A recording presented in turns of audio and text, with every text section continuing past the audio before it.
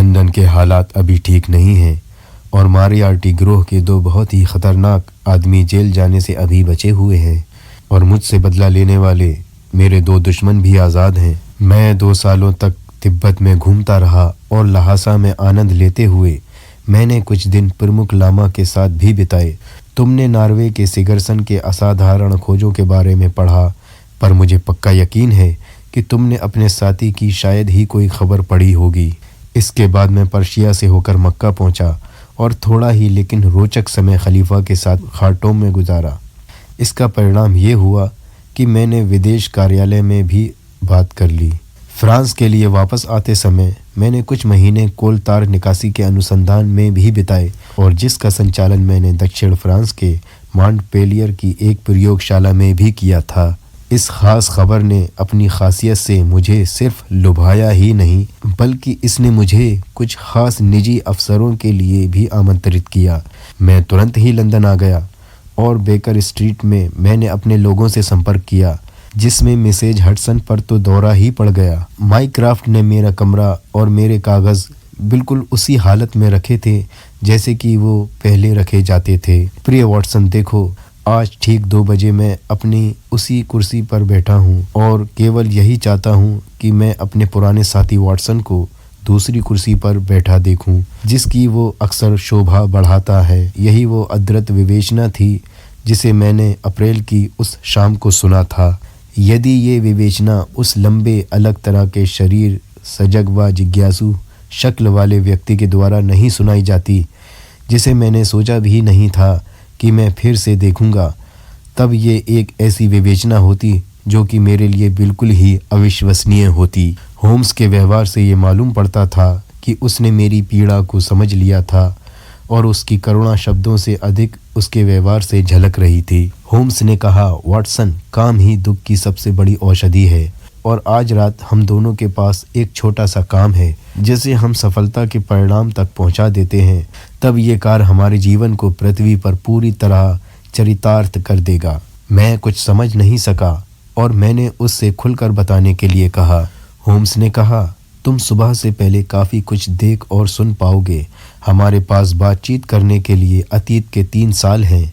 9:30 बजने दो, तभी हम खाली मकान के रहस्य पर बात शुरू करेंगे।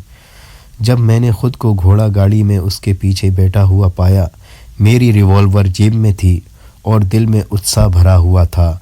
तब ये समय वाकई उन पुराने दिनों की याद दिला रहा था। होम्स बिल्कुल शांत और स्थिर बैठे हुए थे। जैसे ही सड़क पर लगे खंभों की रोशनी उनके गंभीर चेहरे पर पड़ी, तभी मैंने देखा कि विचार में डूबे होने की वजह से उनकी भवें सिकुड़ गई हैं और उनके पतले होंठ भिजे हुए हैं।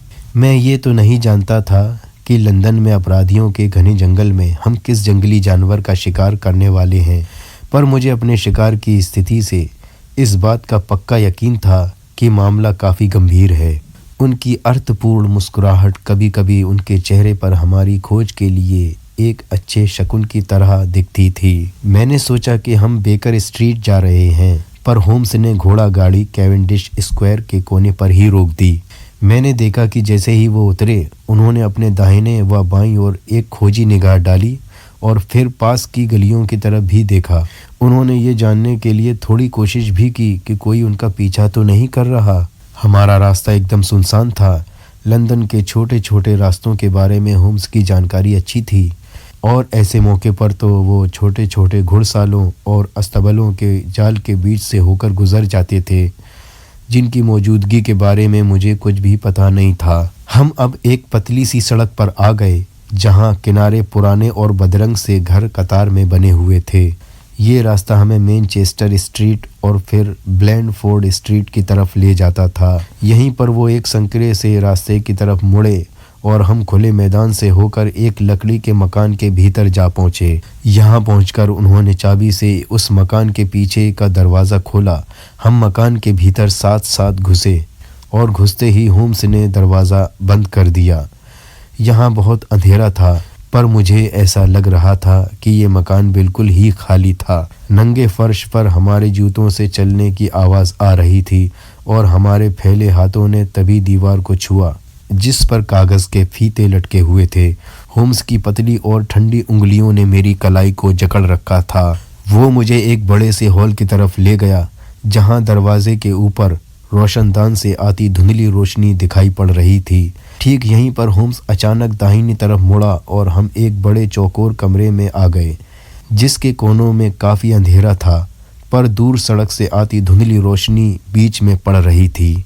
खिड़की पर एक मोटी धूल जमी हुई थी और वहाँ लैंप भी नहीं था।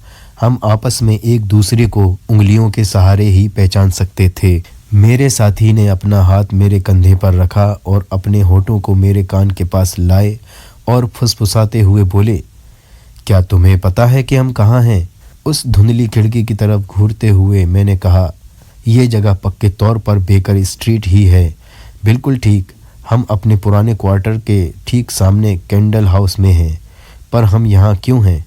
क्योंकि यहाँ से बहुत ही अच्छा दृश्य दिखाई पड़ता है प्रिय वॉटसन। थोड़ी सी तकलीफ उठाओ और इस खिड़की के पास आओ, पर इस बात का ध्यान रखो कि तुम बाहर ना दिखाई पड़ो।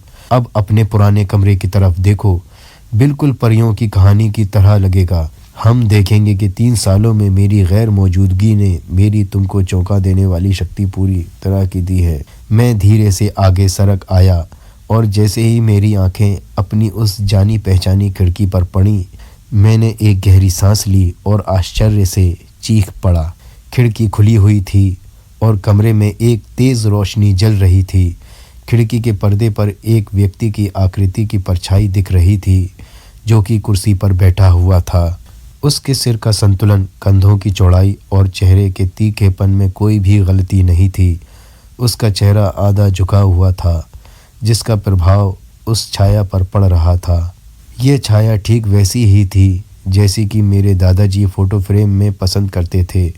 ये होम्स की बिल्कुल हूबहू मूर्ति थी। मैं इतना आश्चर्यचकित था कि मैंने अपना हाथ अपने पीछे खड़े आदमी की तरफ बढ़ाकर अपना यकीन पक्का कर लिया। वे धीमे से हंसते हुए हिल रहे थे। देखा, मैंने ज़ोर से कहा, हे भगवान, ये तो अदृश्य है। होम्स ने कहा, मुझे यकीन है कि उम्र मुझे ना तो बूढ़ा कर सकेगी और ना ही मेरी अनंत विविधताओं की परंपरा को बासी होने देगी। मैंने उसकी आवाज़ में वही खुशी और गर्व महसूस किया जो कि किसी कलाकार को अपनी रचना पर होता है। ये वाकई मेरी तरह है ना? मैं इस बात को कसम खाकर कह सकता था कि ये तुम ही हो। इसे बनाने का श्रेय ग्रीनोबल के मोंसियर ऑस्कर म्यूनर को जाता है, जिन्होंने इसको बनाने में अपने कुछ दिन लगाए थे। ये मूर्ति मोम की है। बाकी सब कुछ मैंने आज दोपहर में बेकर स्ट्रीट पहुंचकर किया है। पर क्यों? क्योंकि प्रिय वॉटसन, मेरे पास इस बात के पक्के कारण हैं कि मैं ये चाहता हूँ जब भी मैं यहाँ ना रहूँ तब कुछ लोग ये सोचें कि मैं यहीं हूँ। तुम्हें लगता है कि तुम्हारे कमरे पर निगरानी रखी जा रही है? मैं जानता था कि वे निगरानी रख रहे हैं। कौन लोग? मेरे पुराने दुश्मन वॉटसन। वही गिरोह जिसका नेता रेंज बाग झरने में डूबकर मर गया था। उनको ये विश्वास होगा कि मैं कभी न कभी अपने कमरे में वापस लौटूंगा। उन्होंने लगातार निगरानी रखी और आज सुबह उन्होंने मुझे आते हुए देखा था। तुम्हें कैसे पता? जब मैं खिड़की से बाहर झांका तब मुझे उनका संतरी दिखाई पड़ा जिसे मैं पहचानता था। वो कम घातक आदमी था। उसका नाम पार्कर है। उसका पेशा गला घोंटना है और इस काम को वो तार से बखूबी अंजाम देता है। मुझे उसकी कोई परवाह नहीं है। मुझे अधिक डर उस भयानक आदमी से है जो कि इसके पीछे है। वो आदमी मोरियार्टी का पक्का मित्र है और ये वही आदमी है जिसने ऊपर पहाड़ी से मुझ पर पत्थर बरसाए थे। ये आदमी लंदन का सबसे ख़तरनाक और चालाक अपराधी है वॉटसन, और यही वो आदमी है जो कि इस बात से अनजान है कि हम उसके पीछे हैं। मेरे साथी की योजनाएं अब धीरे धीरे खुद ही खुलती जा रही थीं। इसी सुविधाजनक एकांत जगह से देखने वाले देखे जा रहे थे और रास्ता चलने वालों पर ध्यान रखा जा रहा था। उधर से आती हुई एक पतली छाया हमें लुभा रही थी और हम उसके शिकारी थे। हम अंधेरे में चुपचाप खड़े थे और जल्दी जल्दी आती जाती आकृति जो कि हमारे सामने से कई बार गुजरी उसे हम ध्यान से देख रहे थे। होम्स बिल्कुल ही शांत और स्थिर थे, पर मैं कह सकता हूँ कि वो बहुत ही सजग थे और उनकी आंखें हर आने जाने वाले आदमी पर टिकी हुई थीं। आज की रात बहुत ही ठंडी थी और नीचे सड़क पर तेज़ हवा सीटी की आवाज़ के साथ बह रही थी। बहुत से लोग सड़क पर आ जा रहे थे और उनमें से ज़्यादातर ने कोट और गले में मफलर जैसी चीज़ पहन रखी थी। एक बार मुझे ऐसा लगा कि मैंने एक ही चेहरे को 2 बार देखा। ख़ास तौर से उन 2 आदमियों पर ध्यान दिया जो कि हवा से बचने के लिए उस मकान के छोटे से बरामदे पर रुके थे। मैंने अपने साथी का ध्यान उन दोनों की ओर दिलाया, परंतु उसने बहुत ही कम अधीरता दिखाई और सड़क पर ध्यान से देखता रहा। उन्होंने कई बार अपने पैर बदले और दीवार पर अपनी उंगलियां तबले की तरह थपथपाईं। मुझे ऐसा लग रहा था कि वो अब बेचैन हो रहा था, क्योंकि उनकी योजना उसकी उम्मीद के अनुसार काम नहीं कर रही थी। धीरे धीरे जब रात आधी बीत गई और सड़क पर लोग भी आने जाने बंद हो गए, तब वो कमरे में बेचैन होकर इधर उधर टहलने लगे। मैं उन्हें कुछ कहने ही वाला था, तभी मैंने उस रोशनी वाली खिड़की की तरफ देखा और मुझे बहुत ही आश्चर्य हुआ। मैंने होम्स की बाहें पकड़ी और उन्हें उस ओर देखने का इशारा किया। मैंने ज़ोर से कहा, वो परछाई वहाँ से हट गई है। वहाँ कोई आकृति नहीं दिखाई पड़ रही है, बल्कि उसका पीछे का हिस्सा हमारी तरफ हो गया है। पिछले 3 साल वाकई उनके स्वभाव की कठोरता को कम नहीं कर पाए, या उनके खुद की तुलना में उनकी कम बुद्धिमानी वाली सक्रियता की ही अधीरता थी। होम्स बोले, वाकई इसे हटा लिया गया है। वाटसन, मैं कितना बेवकूफ़ हूँ। मैंने एक मूर्ति खड़ी कर दी और सोचा कि यूरोप के इतने खूंखार अपराधी इससे धोखा खाए जाएंगे। हम इस कमरे में 2 घंटे से हैं और मिसेज हडसन ने इस आकृति को 8 बार हटाया बढ़ाया, यानी हर चौथाई घंटे में 1 बार। वे सामने से ऐसा करती रहीं, इसलिए उनकी परछाई नहीं पड़ी।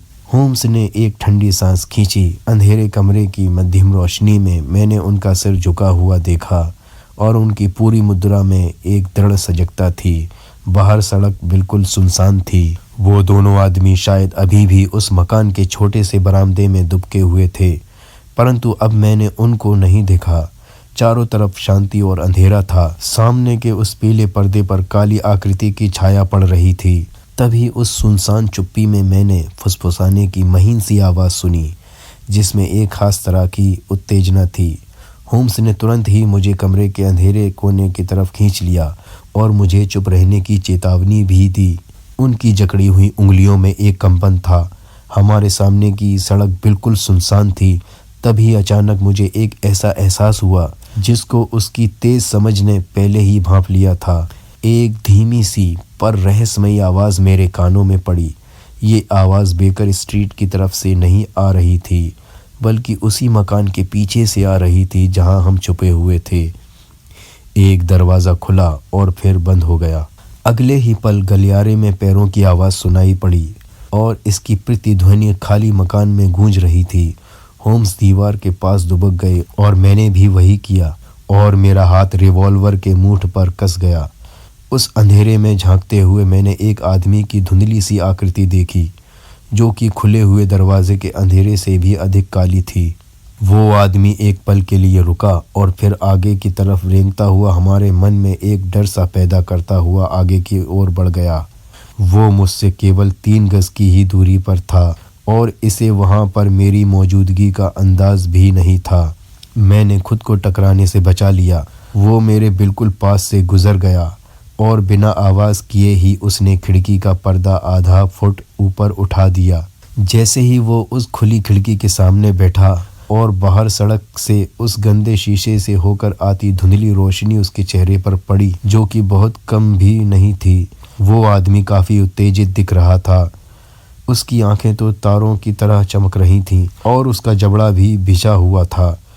वो आदमी एक अच्छी खासी उम्र का था। उसकी नाक पतली, माथा ऊंचा, सिर आगे से गंजा और अधपकी बड़ी बड़ी मूछें थीं। उसने अपना हेड पीछे की तरफ कर रखा था और खुले ओवरकोट से उसकी कमीज़ बाहर की तरफ झांक रही थी। उसका चेहरा रूखा व कठोर था और इसमें कई जगह गहरे कटे निशान थे। उसके हाथ में एक बड़ी जैसी चीज़ दिखाई दे रही थी, लेकिन जैसे ही उसने इसे ज़मीन पर रखा, एक धातु के टकराने की आवाज़ आई। फिर उसने अपने ओवरकोट की जेब से एक बड़े आकार की चीज़ निकाली और उनको आपस में जोड़ने में व्यस्त हो गया। एक तेज़ क्लिक की आवाज़ के साथ उसने अपना काम ख़त्म किया। ये आवाज़ किसी स्प्रिंग या बोल्ट की अपनी जगह पर लगने जैसी थी। अभी भी वो आदमी ज़मीन पर ही झुका हुआ था और किसी लीवर जैसी चीज़ को खींच रहा था, जिसका परिणाम एक तेज़ चरखी की आवाज़ जैसा था। ये भी एक शक्तिशाली क्लिक पर ही ख़त्म हुई। अब वो वहाँ खड़ा हो गया और मैंने देखा कि उसके हाथ में एक राइफ़ल जैसी चीज़ थी, जिसका हत्था अजीब सा था। इसने इसकी नाल को बीच में से खोलकर उसमें कुछ डाला और फिर बंद कर दिया। उसने अपनी राइफ़ल की नाल खुली खिड़की से बाहर की ओर कर दी और मैंने देखा उसकी लंबी मूछें इस पर झुकी हुई हैं। उसकी चमकती आंखें बाहर की तरफ देख रही थीं। जैसे ही मैंने उसके कंधे पर राइफ़ल की बट को टिके देखा, मैंने राहत की सांस ली। जब उसकी निगाह के अंतिम हिस्से पर मेरी निगाह पड़ी तो मैंने उस चकित कर देने वाले लक्ष्य को देखा, जो कि पीली पृष्ठभूमि पर एक काली आकृति थी। एक पल के लिए वो आदमी बिल्कुल स्थिर हो गया और उसकी उंगली राइफ़ल के ट्रिगर पर कस गई। तभी सनसनाती हुई तेज़ देर तक और अजीब सी आवाज़ के साथ चमकीला शीशा टूटने की आवाज़ आई। ठीक उसी समय होम्स उस आदमी की पीठ पर चीते की तरह झपटे और उसे चेहरे के बल ज़मीन पर गिरा दिया। वो आदमी अगले ही पल उठा और उसने अपनी पूरी ताकत के साथ होम्स का गला पकड़ लिया, पर उसी समय मैंने अपने रिवॉल्वर की मूठ से उसके सिर पर चोट की और वो फिर से ज़मीन पर गिर पड़ा। मैं भी उस पर झपट पड़ा। तभी मेरे साथी ने एक तेज़ सीटी बजाई, जिसे सुनते ही कुछ दौड़ते हुए कदमों की आवाज़ और सामने दो वर्दीधारी पुलिस के जवान आते दिखे, जिनके पास सादे कपड़ों में एक जासूस भी था। ये सभी सामने के दरवाजे से होते हुए कमरे में घुसे थे। होम्स ने कहा, अरे लेस्ट्रेड तुम? जी हाँ मैं। जी हाँ मिस्टर होम्स, मैंने इस काम को अपने हाथ में ले लिया था। आपको फिर से लंदन में देखकर बहुत खुशी हो रही है। मेरे ख्याल से तुम्हें थोड़ी गैर सरकारी सहायता की ज़रूरत है। पिछले 1 साल में हुई 3 हत्याएं जिनका अपराधी नहीं मिला, क्या ये नहीं दिखाती हैं? लेकिन तुमने मोल से रहस्य को लग सकने वाले समय से पहले ही पता लगा लिया था। इसलिए मैं कहता हूँ कि तुमने बहुत ही अच्छा काम किया। हम सभी खड़े थे और हमारा कैदी, जिसे उन कांस्टेबलों ने दोनों तरफ से पकड़ रखा था, वो लंबी लंबी सांसें ले रहा था। सड़क पर पहले से ही कुछ लोग इकट्ठे होने शुरू हो गए थे। होम्स खिड़की की तरफ आगे बढ़े और इसे बंद करके इसका पर्दा गिरा दिया। लेस्ट्रेड ने 2 मोमबत्तियां जला दी और पुलिस वालों ने अपनी लालटेनों के ढक्कन भी हटा दिए थे। मैं अब अपने कैदी का चेहरा ठीक से देख सकता था। इस आदमी की शक्ल बहुत ही मर्दानी और क्रूर थी। इसने मुड़कर हमारी तरफ देखा।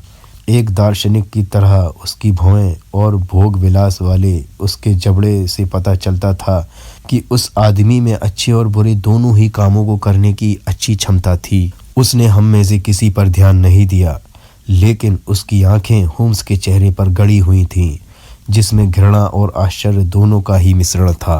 वो बुदबुदा रहा था, तुम बहुत चालाक हो। होम्स ने उसके मुड़े तुड़े कॉलर को ठीक करते हुए कहा, ओ कर्नल, प्रेमियों के मिल जाने से यात्राएं ख़त्म नहीं हो जाती। पुराने नाटक में ऐसा ही कहते हैं। मुझे नहीं लग रहा है कि तुम्हें देखकर मुझे खुशी महसूस हो रही है। हालांकि रायखेन बाग के झरने के ऊपर जब मैं लेटा था, तब तुमने मुझ पर ध्यान देने की मेहरबानी की थी। कर्नल अभी भी मेरे साथी को एकटक घूरता हुआ बोला, तुम बहुत धूर्त हो। होम्स ने कहा, मैंने अभी तक तुम्हारा इससे परिचय नहीं कराया है। ये आदमी कर्नल सेबेस्टियन मोरान है और किसी समय ये इंडियन आर्मी में था। हमारी ईस्टर्न एम्पायर का ये एक बेहतरीन निशानेबाज रह चुका है। कर्नल, मैं सही कह रहा हूँ कि चीतों के शिकार में तुम्हारा कोई सानी नहीं है। होम्स फिर बोले, मेरी साधारण सी योजना ने इतने पुराने शिकार को धोखा दे दिया। तुम्हें इसका अंदाज होना चाहिए था। क्या तुमने चीते के शिकार के लिए बछड़ा पेड़ में नहीं बांधा है? और तुमने अपनी राइफल के साथ पेड़ पर बैठकर इंतज़ार भी किया होगा। ये खाली मकान मेरा पेड़ है और तुम मेरे चीते। कई चीते होने की संभावना की वजह से तुमने अपने पास और बंदूक भी रखी होगी, या तुम्हारा निशाना चूकने पर वे काम आती। उसने दूसरी तरफ इशारा करते हुए कहा, यह है मेरी दूसरी बंदूक, जो कि ठीक वैसे ही थी। फिर गुस्से से गुर्राता हुआ आगे की ओर झपट पड़ा, पर तभी दोनों पुलिस वालों ने उसे पकड़कर पीछे की ओर ढकेल दिया। उसके चेहरे पर भयानक गुस्सा दिख रहा था। होम्स ने कहा, मैं जानता हूं कि तुमने भी मुझे थोड़ा आश्चर्य में डाल दिया था। मैंने ये नहीं सोचा था कि तुम भी इस काम के लिए इसी खिड़की का इस्तेमाल करोगे। मैंने सोचा था कि तुम सड़क से ही अपने काम को अंजाम दोगे, इसीलिए मेरे साथी लेस्ट्रेड और उसके सहयोगी वहीं तुम्हारा इंतज़ार कर रहे थे। मेरी वो सारी तैयारी बेकार चली गई। कर्नल मोरान ने उस सरकारी जासूस की तरफ मुड़ते हुए कहा, तुम्हारे पास मुझे गिरफ्तार करने की वजह हो सकती है और नहीं भी, पर इस आदमी का ताना सुनने की मेरे पास कोई वजह नहीं है। अगर मैं कानून के हाथ में हूँ तो कानून को अपने ढंग से काम करने दो। लेस्ट्रेड ने कहा, यह बात सही है, अब हमारे यहाँ से जाने तक आप कुछ भी नहीं कहेंगे। होम्स ने वो शक्तिशाली एयरगन ज़मीन से उठा ली और इसके काम करने के तरीके को ध्यान से देखने लगे। फिर बोले, ये बहुत ही बेहतरीन हथियार है, इसमें आवाज़ भी नहीं होती और इसकी मारक क्षमता भी अच्छी है। मैं जानता हूँ कि इसे उस प्रोफेसर मोरियार्टी ने अंधे जर्मन मिस्त्री से ऑर्डर देकर बनवाया था। मैं इसके बारे में कई वर्षों से जानता था, हालांकि इसे इस तरह से परखने का अवसर मुझे पहले कभी नहीं मिला। लेस्ट्रेड, मैं इसमें लगने वाली गोली पर भी तुम्हारा ध्यान आकर्षित करना चाहूँगा। लेस्ट्रेड ने कहा, आप इसकी देखभाल के लिए मुझ पर भरोसा कर सकते हैं। सभी लोगों के दरवाजे की ओर चलने के साथ ही वो फिर से बोला, आप और भी कुछ कहना चाहते हैं? केवल ये पूछना चाहता हूँ कि इस पर कौन सा अभियोग लगाओगे? कौन सा आरोप सर? इसने शेरलॉक होम्स की हत्या का प्रयास किया है। ऐसा नहीं है लेस्ट्रेड, मैं इस मामले में आना नहीं चाहता हूँ।